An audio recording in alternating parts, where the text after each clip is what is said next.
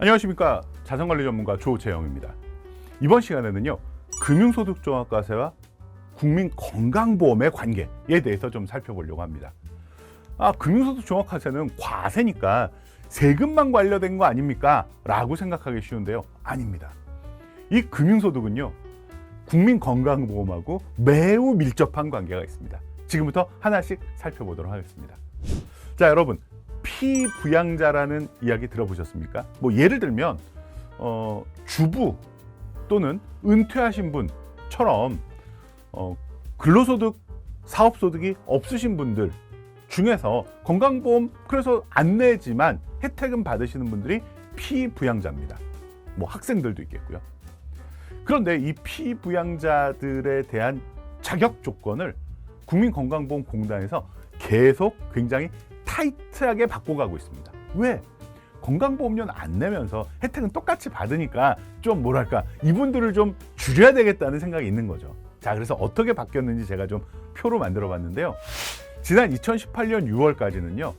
금융소득, 연금소득, 기타 소득이 각각 4천만 원을 초과하지 않으면 피부양자로 인정을 받을 수 있었어요. 무슨 얘기냐면 금융소득이 4천만 원, 연금소득도 4천만 원, 기타 소득도 4천만 원. 그럼 얼마 버는 겁니까? 1억 2천을 벌잖아요. 근데 1억 2천을 벌어도 각각 4천만 원을 초과하지 않으니까 피부양자가 가능했던 겁니다. 1억 2천만 원 버는데 건강보험료 1원도 안 낸다고요. 예. 그러니까 이건 좀 너무한 거 아니야? 해서 2022년 8월까지는 이렇게 적용을 합니다. 금융소득, 연금소득, 기타 소득을 다 합해서 1년에 3,400만 원이 초과하면 피부양자 자격을 탈락시키겠습니다. 그럼 어디로 간다는 거예요? 그렇죠. 지역가입자로 간다는 거죠. 그러다가 얼마 전이죠? 2022년 9월부터는 금융소득과 연금소득과 기타 소득을 합해서 1년에 2천만 원만 넘어가면 피부양자에서 탈락시키겠습니다. 라고 바꾼 겁니다. 그래서 대거 수십만 명의 피부양자들이 탈락을 하는 일이 벌어졌습니다. 물론 이제 그 공적연금을 받으시는 분들, 공무원연금, 사학연금, 군인연금 받으시는 분들은 이 연금소득이 많으셔서 탈락하신 분도 계시겠지만 그 외 특히 이제 주부 같은 경우에는 연금소득, 기타 소득은 거의 없으시고요. 대부분이 다 뭐예요? 금융소득입니다. 그래서 금융소득이 2천만 원 넘어가면 금융소득종합과세 대상자가 되는 것도 이슈지만 국민건강보험 피부양자에서 탈락한다라는 것도 굉장히 큰 이슈입니다. 자, 그럼 제가 오늘은요 좀 심플하게 주부를 예로 들어드리도록 하겠습니다. 자, 그런데 여기에도요 조건이 있습니다. 뭐냐면 이 피부양자가 보유하고 있는 부동산이요, 재산세 과세표준 기준으로 5억 4천만 원 미만인 경우가 지금 제가 말씀드린 그 경우입니다. 무슨 얘기냐? 주부라 하더라도요, 지방세 과세표준 금액으로 5억 4천만 원이 넘는 부동산을 보유하고 있다면 그 기준이 2천만 원이 아니고요, 1,000만 원입니다.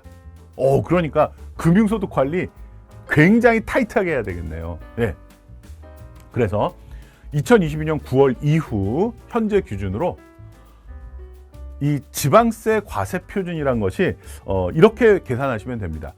그 공시가격 있죠? 네, 아파트 같은 경우에는 공동주택 공시가격, 땅 같은 경우에 개별 공시지가 이런 거에 60%라고 보시면 됩니다. 그러니까 공시가격 기준으로는 9억에서 15억 사이입니다.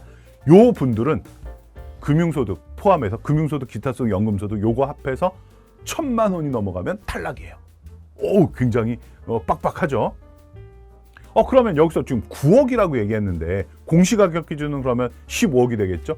이거보다 많아지면 어떻게 됩니까? 그러면 피부양자에서 무조건 탈락이에요. 그러니까 이분들은 금융소득 굉장히 신경 많이 써야 되겠죠. 또 금융소득이 줄어들어야 건강보험료도 적게 낼 거 아닙니까? 그렇죠? 그래서 제가 요거를 한눈에 알아보실 수 있게 표로 한번 정리해봤습니다. 재산세 과세표준, 요거는 공시가격의 60% 정도라고 말씀드릴 수 있습니다. 5억 4천이 안 되는 분들은 2천만 원 기준으로, 여기서 연간소득이라는 것은 금융소득, 연금소득, 기타소득이지만 대부분의 경우는 뭐가 제일 많다? 금융소득이 제일 많다. 그래서 금융소득을 신경을 쓰셔야 됩니다. 2천만 원 기준으로 넘어가면 탈락이고요. 재산세 과세표준 기준으로 5억 4천에서 9억 원이면 얼마? 1,000만 원, 1년에 1,000만 원 넘어가면 탈락됩니다. 마지막으로 9억 원이 넘어가면 기본적으로 지역가입자에 들어가야 됩니다.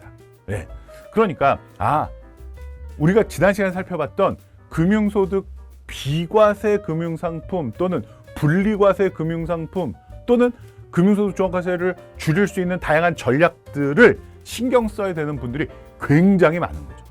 자, 이거 보니까 그러면 근로소득자들, 즉 직장가입자들은 맘 편하겠다라고 생각하실 수 있는데 그것도 아닙니다. 그러니까 예를 들면 제가 뭐 대기업 임원이에요. 대기업 부장이에요. 그러면 이제 뭐 급여가 좀 많을 테니까 이거 가지고 예금도 하고 적금도 하고 펀드도 하고 뭐 했을 거 아닙니까? 주식도 하고. 그럼 여기서 이자소득, 배당소득이 막 발생하잖아요. 그러면 이게 일정 수준을 넘어가면 국민건강보험관리공단에서 편지가 옵니다. 뭐라고 하냐? 너 월급 말고 돈 좀 버는구나. 여기에 대해서 따로 국민건강보험료 좀 내라고 편지가 옵니다. 그 기준이 어떻게 되냐면요. 자, 보시죠. 2018년 6월까지는 월급 말고 보수 말고 7,200만 원이 넘어가는 분에게 편지를 보냈다면 2022년 8월까지는 3,400만 원이 넘어가는 분에게 그 초과분에 대해서 건강보험료를 매겼어요. 그런데 2022년 9월부터는 2천만 원이 넘어가면, 그러니까 뭐 직장인이 뭐 별도의 연금소득이나 기타 소득이 있기에는 뭐 쉽지 않죠. 대부분이 금융소득일 거란 말이에요. 그 금융소득이 2천만 원을 넘어가면 금융소득 종합과세 대상자에 포함되는 것뿐만 아니라 이렇게 보수 외 소득이 2천만 원을 1년에 넘어가면 국민건강보험료도 추가적으로 내야 된다는 겁니다. 그러니까 이 금융소득을 관리하는 것은 그야말로 일석이조의 효과를 볼 수 있기 때문에 신경을 써야 된다라는 겁니다. 제가 오늘 이 셀리몬에서 이 금융소득 종합과세를 관리하고 또 국민건강보험료를 관리할 수 있는 그 프로그램을 개발했는데 이걸 어떻게 쓰는지 제가 간단하게만 설명을 드리겠습니다. 자, 셀리몬 들어가시면요. 연금, 자산관리에 그 5가지 섹터가 있는데 그중에 뭐가 있냐면 금융소득 종합과세 간편계산기라는 게 있습니다. 네, 여기 딱 클릭하고 들어가시면 쫙 나옵니다. 이렇게 좀 세로로 길게 나옵니다. 그래서 금융소득 종합과세 요걸 간편하게 계산하실 수 있습니다. 그래서 아랫부분에 쿡 누르고 들어가시면 이런 화면이 나옵니다. 그래서 먼저 뭐가 나옵니까? 몇 년도 귀속입니까? 그러니까 뭐 지금 2023년이니까 2022년 귀속으로 계산을 해보겠습니다. 이게 나오겠죠.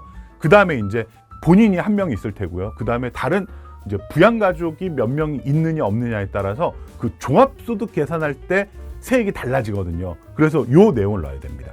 그런데 난 그거 뭐 신경 써본 적 없다. 그러면 지금 일종의 디폴트 값으로 되는 나는 분명히 들어가니까 그 한 명으로 그대로 두고 계산하셔도 뭐 큰 차이는 없습니다. 그래서 다음으로 넘어가면 자, 여기에 너 그러면 다른 종합소득 뭐가 있니? 해서 다른 종합소득 뭐가 있겠어요? 뭐 근로소득, 사업소득, 연금소득, 기타소득 요거에 대해서 디테일하게 이제 입력을 합니다. 뭐 러프하게 보실 때는 일단 대충 넣으셔도 괜찮겠죠. 러프하게 볼 때면. 그리고 다음을 누르면은 이제 금융소득을 물어봅니다. 그래서 이자소득이 얼마고 배당소득이 얼마다라는 것을 입력을 합니다. 제가 이제 샘플로 5천만 원, 5천만 원을 넣습니다. 자, 그러면은 요게 맞습니까? 확인을 하고요. 자, 누르면은 요게 나옵니다. 그래서 지금 당신이 금융소득 종합과세에 해당이 안 됐으면 안 냈을 돈인데 금융소득 종합과세에 해당이 됐기 때문에 추가적으로 내야 되는 돈이 얼마야.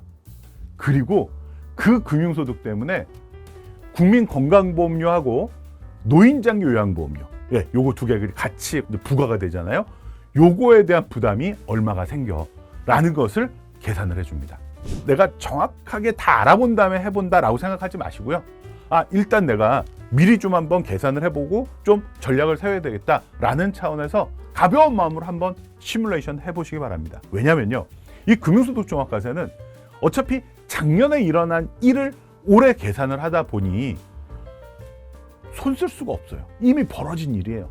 그래서 금융소득 종합과세는 지금 내가 내년에 세금을 아끼기 위해서 현재 조금 더 시뮬레이션을 해보고 내가 비과세를 할까 분리과세를 할까 다른 전략을 뭐 분산을 할까 이런 전략을 지금 써야지 다 끝난 다음에 손 쓰기에는 이미 늦었다는 거죠.